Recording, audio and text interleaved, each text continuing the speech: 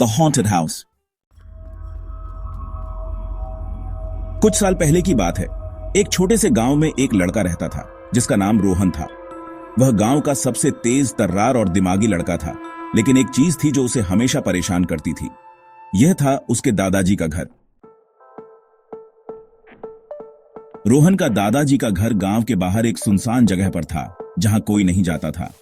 लोग कहते थे कि वहां पर कुछ अजीब घटनाएं होती हैं। कोई भी वहां जाने की हिम्मत नहीं करता था, लेकिन रोहन का मन हमेशा वहां जाने के लिए मचलता रहता था। उसके दादाजी ने कभी भी उस घर की पूरी कहानी नहीं बताई थी, बस इतना कहा था, यह घर कोई साधारण घर नहीं है रोहन, इसे अकेला छोड़ दो। रोहन ने अपनी पूरी जिंदगी में बहुत सारी अजीब बातें सुनी थीं, लेकिन इस घर के बारे में जो कहानी उसे दादाजी से सुनने को मिली वह और भी रोमांचक थी। लोग कहते थे कि दादाजी का घर एक पुराने रहस्यमय परिवार से जुड़ा हुआ था। उस परिवार ने वर्षों पहले अपने सैकड़ों साल पुराने घर को छोड़ दिया था, और जब से वे गए तब से वहां अजीब घटनाएं होने लगीं। एक दिन जब रोहन 16 साल का हुआ, उसने ठान लिया कि वह इस घर की असली कहानी पता करके रहेगा। वह एक शाम अपने दोस्त करण के साथ उस पुराने घर की ओर निकल पड़ा।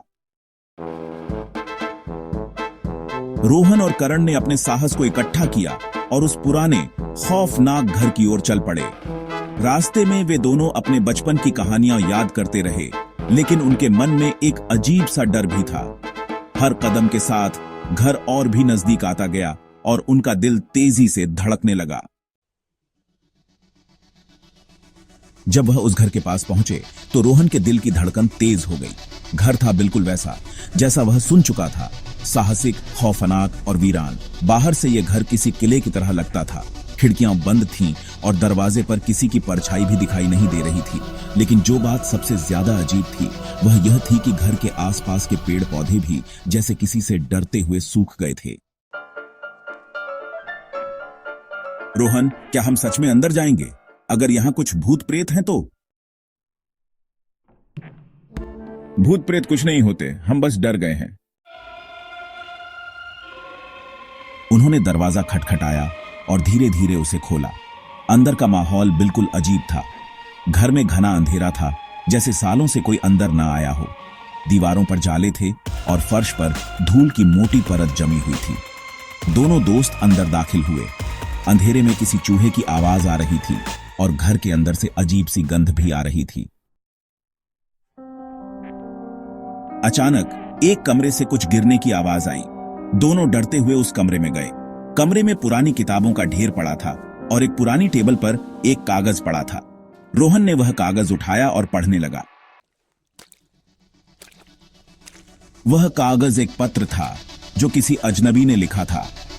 पत्र में लिखा था, अगर तुम यह पत्र पढ़ रहे हो तो तुम्हें पता चल जाएगा कि यह घर किसी साधारण घर से कहीं अधिक खतरनाक है। तुम जो कुछ भी करने जा रहे हो उसे रोक दो। अगर तुमने यह पत्र पढ़ लिया है तो तुम्हारी किस्मत अब बदल चुकी है। तुम अब इस घर के रहस्यों के शिकार बनोगे। रोहन के हाथ से पत्र गिर पड़ा। उसकी आंखें अब घबराहट से फैल गईं।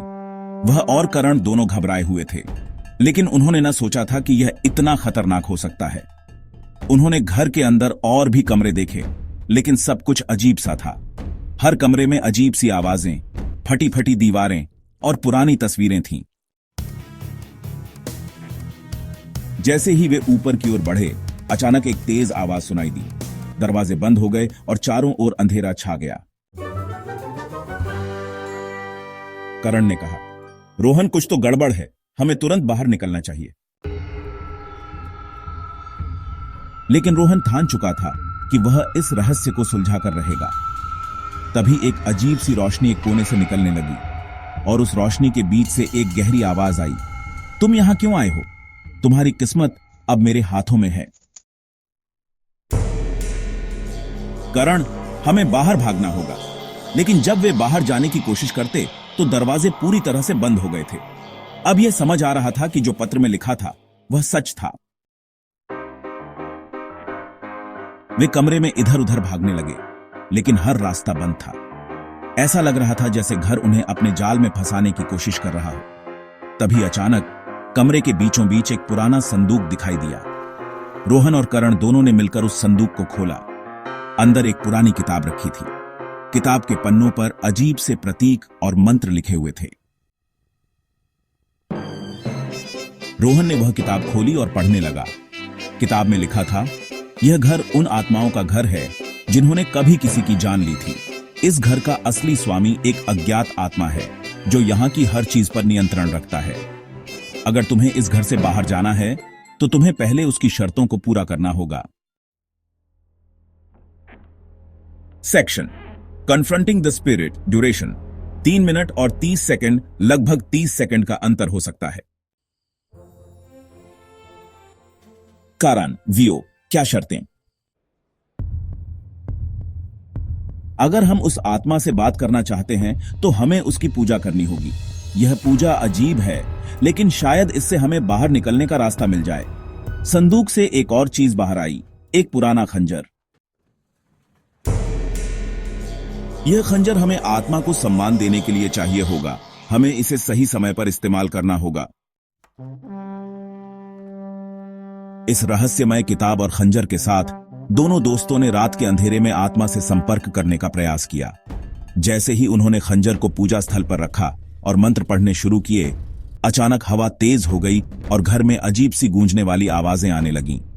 घर की दीवारें कांपने लगीं और वह आत्मा उनके सामने आ गई। तुम मुझे परेशान करने आए हो। तुमने मेरी शर्तों को तोड़ा है। अब तुम मेरे जाल में फंस चुके हो।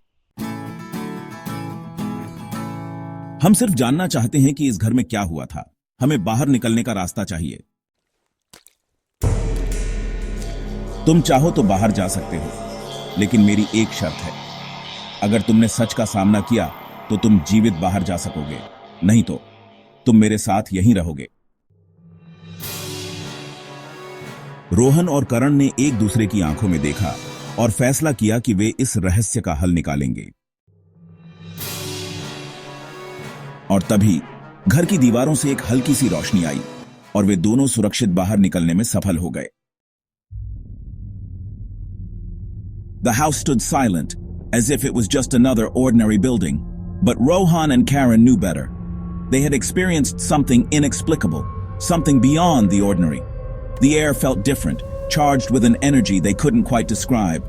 They left the house, but the feeling lingered, a constant reminder of the mysteries they had encountered. लेकिन यह हमेशा के लिए उनका पीछा करने वाला रहस्य था। जब वे घर के बाहर पहुंचे तो वे जान गए थे कि वे उस घर से कुछ नहीं ले आए थे, सिवाय एक रहस्य के जो शायद कभी सुलझ न पाए। और इस घटना के बाद वे दोनों हर दिन उस घर की ओर देखते थे, लेकिन फिर भी वे कभी उस घर में वापस नहीं गए। रोहन और करण घर लौटे, लेकिन उन दोनों के दिलों में एक सवाल था, क्या वे सचमुच उस घर से सुरक्षित बाहर निकल पाए थे, या घर ने उन्हें अपनी एक नई कहानी का हिस्सा बना लिया था?